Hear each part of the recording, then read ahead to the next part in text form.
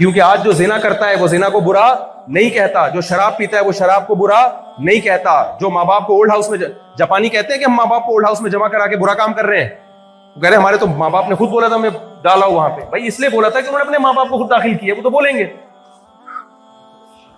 دنیا میں جو برائی عام ہو جاتی ہے لوگ اس برائی پہ لیبل کیا لگا دیتے ہیں, اچھائی کا. ہومو سیکسولیٹی, جو لوگ ہومو سیکسولیٹی میں پڑے ہوئے ہیں وہ اس کو برا کہتے ہیں.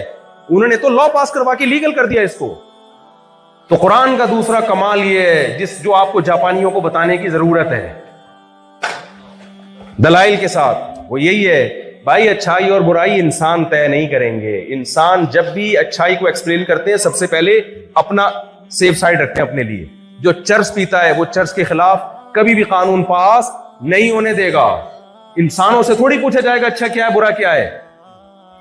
اس لیے اس میں بھی اللہ نے گائیڈ کر دیا. تو اللہ نے بتا دیا توحید اچھی ہے, شرک کیا ہے. ہندو شرک کو برا کہے گا کیونکہ وہ اپنے باپ دادا سے پوچھتا ہے, وہ تو بت پرستی کے آدمی ہے. بھائی خدا سے پوچھو, قرآن سے پوچھو, اللہ کہے گا میں پتھروں کے بنے ہوئے بتوں کے سامنے جھکنے کو پسند نہیں کرتا. جس نے بنایا صرف اسی کے سامنے جھکنا پڑے گا.